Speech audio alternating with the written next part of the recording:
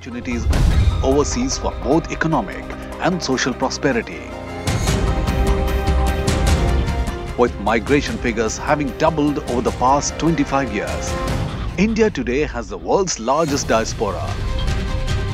To further aid this trend and help other Indians realize their dreams of migrating abroad, the International Real Estate Expo, IREX, recently organized the Residency and Citizenship Conclave in the national capital. We've been very impressed so far. Our expectations are that we will meet many people in this market that can be helpful to help getting our message across of what the advantages are to immigrating to the United States. Thus far, it's been a very interesting experience. It's been very educational in nature. I've met a lot of great people, a lot of different businesses, different individuals who are interested in the EB5 program, whether it's for themselves or their children. I've made a lot of good relationships, and we've expanded our network. We really thank the exhibitors, the organizers, for this opportunity. We promise to be back. We promise to answer all your questions as soon as possible. And since our nations are so close together, I think it's a golden opportunity for doing business, for living together, for the future. A unique initiative that offers various prospects of citizenship and residency across the world to Indian residents. Today it's the first day, and they are really pleased, my colleagues. They found out that it was really useful to come, and they want to come again to such kind of events. Really, it was very helpful for my country to promote the Golden Visa and some other products today, and we hope to continue during the next opportunity. It's been a great experience. There are a lot of people that are really interested in immigration, obviously, and especially in the United States. So we are getting a lot of queries and getting to meet a lot of interesting people. We are one of the biggest developers here since last 1960. It's the first event participated here. I see a lot of flow of people coming in talking about residency and investment, which gives us a lot of positivity. And I see a lot of quality people coming in here. The conclave boasts of having participation from a host of countries including Australia, Canada, the Caribbean islands, Cyprus, Greece, Malta, Portugal, along with EB5 companies from USA that offer citizenship or residency by investments. This is the first time that we've attended IREX, and it's been fantastic. We've got a broad range of investors, brokers, and everybody from the property industry in India. And we're getting very good connections, very good business opportunities. We're very excited about the opportunity. I've been very blessed so far. India is an absolutely beautiful country, and Delhi an amazing city. So it's been great so far to meet a lot of new people and a lot of new contacts. And we obviously hope that these contacts will go further and result in mutual business for us and our clients. I think this has been a very, very good experience. I'm very impressed by the response we're having for Malta and Malta citizenship and residency programs. Yes, and overall we're getting a very good response. Welcome everyone on our panel discussion. I'm going to pitch each one of them against each other. Why don't they woo me and my family? Okay, so look at the numbers and figures, and you understand why this hall is full and why I have such an amazing panel. If I just did some number crunching, because we are people with numbers, we feel most comfortable with numbers. In India, we have 2 lakh, or that is 200,000 for all our international guests, $200,000 millionaires, right? Out of that, 23,000 actually moved out of the country. So that's almost 12%. It's a big number, and that's the potential of India market. So ready to woo me, everybody? Okay, great, fantastic. So Pauline Gallagher, Cyprus, oh, I loved it. So just run me through, number one, what is the kind of investment that you would need for anybody looking at residency and citizenship in Cyprus? And of course, after the money, because we're very money conscious as a country, everybody is, what is the advantage that Cyprus gives? It may be a small Mediterranean island, but being part of Europe, This is what people are coming for. The actual programs themselves are very simple and they're very fast. You don't have to live in Cyprus, you don't have to take any language tests, any educational requirements. Basically, you invest in real estate. And the reason you invest in real estate is for your benefit in terms of the returns you're going to get, but also for the economy. It's what's actually turned the economy round, and now it's booming based on these programs. So the actual market itself is very, very strong. And you'll be investing in that real estate. The value is €2 million, of which 75% you actually can take back out of the country in 3 years. So your actual investment for you, your family, which is your partner, your children, also the parents of the investor can all get a passport, a Cyprus passport, which is effectively then giving you entry within the European Union. So you can live, trade, work in any of those countries. We also have permanent residency programs as well, which people are taking advantage of. This is where you're investing €300,000 again in real estate. This gives you your full family, 3 generations, the investor, their children, their parents as well, all can come and live and stay in Cyprus. Dr.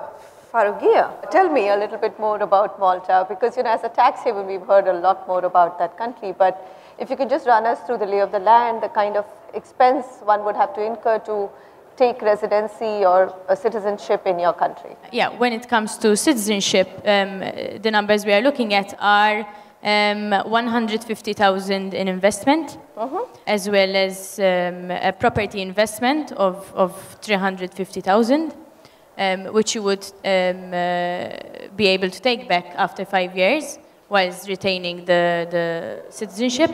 So that is... You can actually take it back to your parent company? How does that work? I haven't understood. So investment you can sell after 5 years, and obviously get a return, a very good return on investment of around 4 to 6%. We have a very strong relationship with India. We have a very strong high net worth community of Indians. So yeah, something which is very attractive to Indian nationals and their families, actually, the fact that they can set up more or less very smoothly in Malta when it comes to their business, as well as setting up subscribing their children to schools.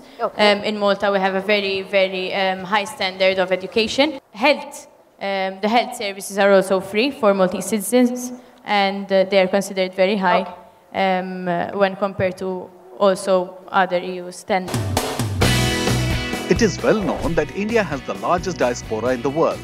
Some Indians see foreign citizenship as a ticket to easier tax regimes and a more business-friendly climate. For others, it may be the desire for a Western lifestyle or the ability to study, work, and retire abroad. Whatever may be the reason for one to move, the first edition of the IREX Residency and Citizenship Conclave unveiled some of the key aspects to aid migration. Can we go to Greece? So you've got Malta and you've got Cyprus. So tell me, how do you score better? Every country, there's a proposal from every country. We have been studying very carefully lately on the habits of each origin of tourists. And Indians is a very special and specific kind of people. They don't want to go to the beach and sun as most tourists do. They don't want only to stay in one place, but they travel around. But now, studying again about the Indian economy and seeing how the middle class is raising, and I think by 2025, you will have the biggest middle class in the world.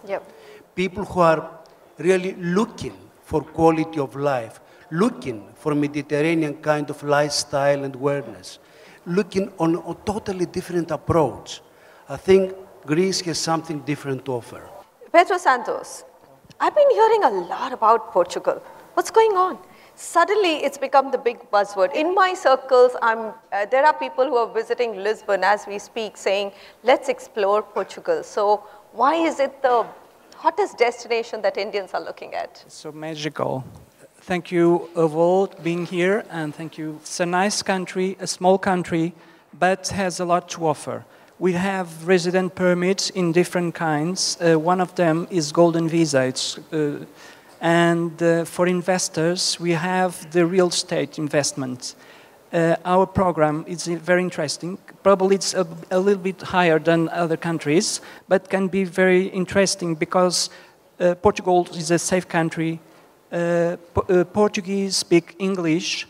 There is no discrimination about the investments, so you can settle your company. About the investments in real estate, we have our program of Golden Visa is real estate is 500,000 euros, and since you apply for this kind of visa, you have to maintain the investment for 5 years.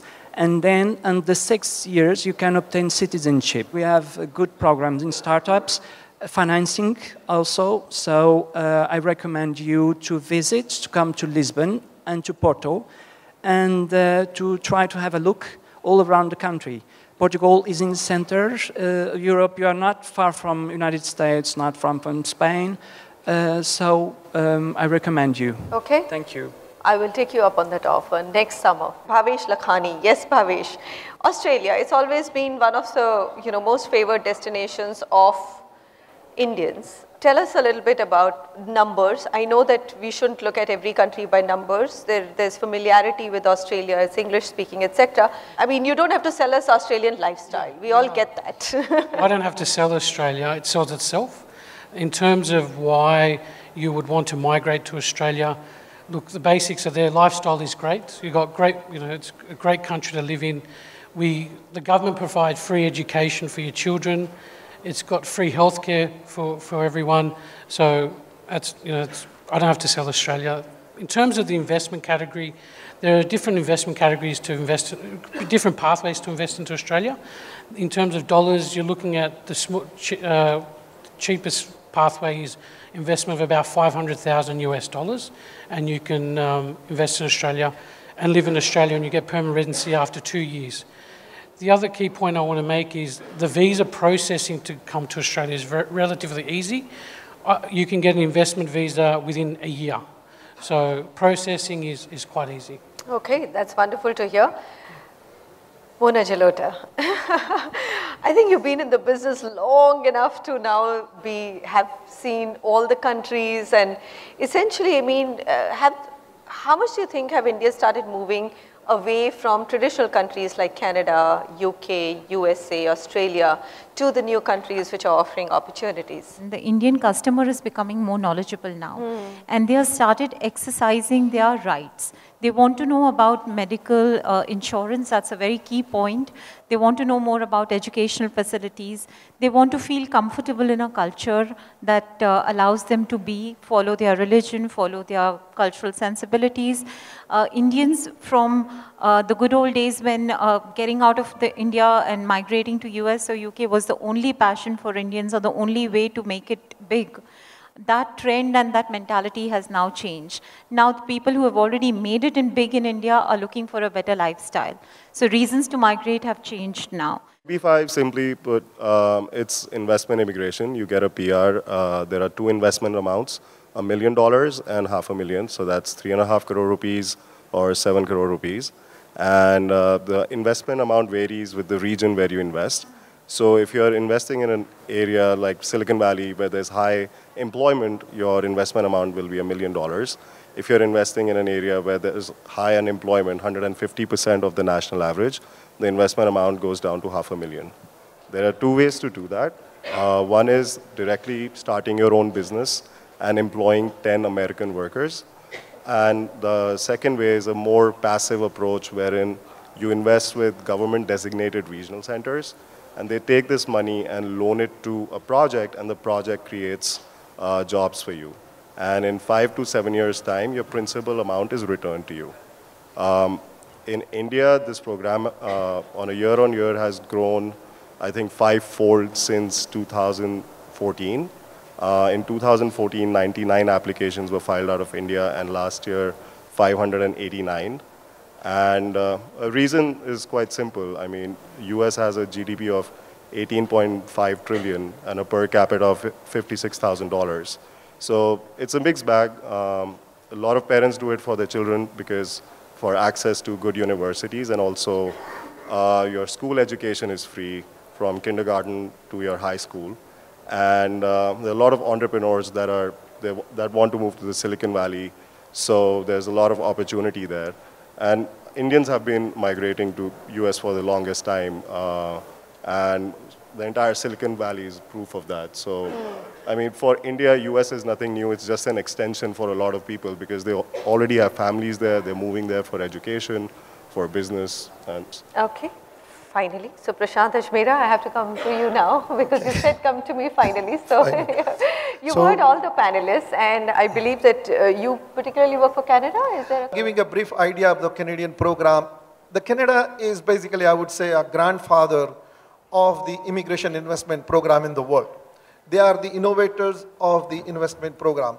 The investment program by Canadian government started in 1986. So that was the first investment program came up. Then they have an entrepreneur program whereby you are doing the business. Then they have come up with the startup program where it is specifically targeted towards the IT professionals and businessmen who can take an advantage of this one. And the recent one they have introduced is the business program for Canada for the business owner who wants to come and set up a business or purchase a business. So these are the 4 different programs are there, and every province of Canada has their own entrepreneur programs.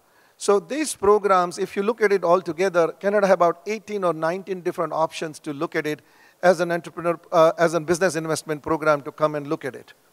These programs offers the different kind of an investment, kind of a business you want to do it, and how you want to place it, and what kind of sectors you want to get into it, whether you want to go into the particular province, whether you want to do business with the North America, whether you want to keep an access to this one, or you are just looking into the education for your children. So it depends how you want to look at it, and based on this one, these options can be available. Competing against each other's country, all the universities in Western countries, they are good universities, provided you are studying what you want to study.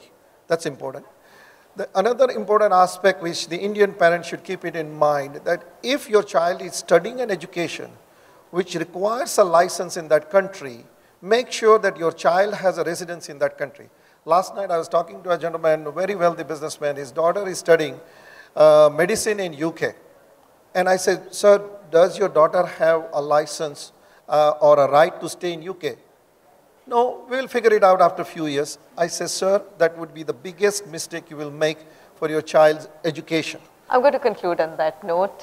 We've run out of time completely. Thank you very but much. Thank you, ladies and gentlemen, for being part of the CNBC TV 18 IREX discussion. And I hope all of you have a much better, or let's say a fair idea in terms of where to look if you are looking at moving outside the country, or at least your investments in residency outside the country. Thank you so much for joining me. The first edition of IREX Residency Citizenship Conclave was a huge success for the exhibitors, delegates and visitors. The event unveiled some of the key aspects to aid migration, focusing on the emerging businesses and international alliances, tax benefits, visa-free travel options and even future career prospects that one can look at while planning to migrate from India.